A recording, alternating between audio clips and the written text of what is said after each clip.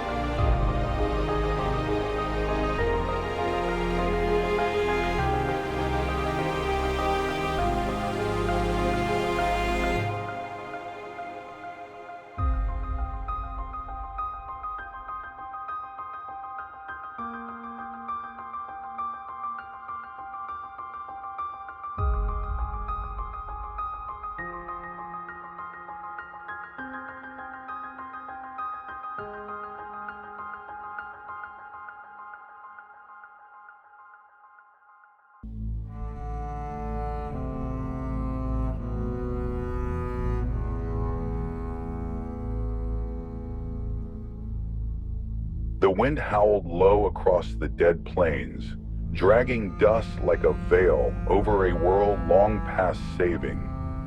Ruins of steel and bone jutted from the earth like the remains of some ancient god. Everything smelled like rust and rot. He moved through the ash like a shadow. His orange coat was faded, stained with time, but still bright against the lifeless gray around him. His gas mask hissed softly with each breath. The rifle slung across his back was old but clean, maintained like it was sacred. He didn't speak. There was no one left to speak to. The silence was broken by the caw of a crow, or what sounded like one. It was rare to hear anything alive. Then he saw it. At the base of a shattered tree, once towering, now split and blackened, were two massive figures, giants, chained. One was slumped forward on its knees, pale as bone, its massive shoulders heaving with shallow breaths. The other hung grotesquely by a rusted chain, driven through its arm and into the bark of the tree. One of its eyes dangled from the socket, swinging gently like a broken pendant. Dried blood crusted its face and chest. The smell hit him like a wave. Death, old and slow. He didn't move at first. He just stared. Even after all this time, one after everything he'd seen. This was different. The kneeling giant lifted its head slowly. Its face was twisted in horror, frozen in a mask of pain. Something deeper. Fear. Fear that hadn't faded. Fear that had calcified into its bones. Its pale eyes found him through the ash. They locked eyes. The world narrowed. The giant made a sound. Low, gurgling, almost childlike. Not a growl, not a roar. A plea. He tightened his grip on the rifle. His gas mask hid his face, but his hands were trembling slightly. He stepped closer. The giant didn't move, just stared. Its lips quivered as it let out another sound. A mournful wail, barely audible over the wind. It was begging, not for freedom, for death. He looked at the chains, thick, iron, covered in rust and old blood. Whoever had done this had meant for them to stay that way. He didn't know who these things had been. Soldiers, victims, monsters. The world no longer cared, but he did. For just a moment, he raised his rifle slowly. The ash swirled between them.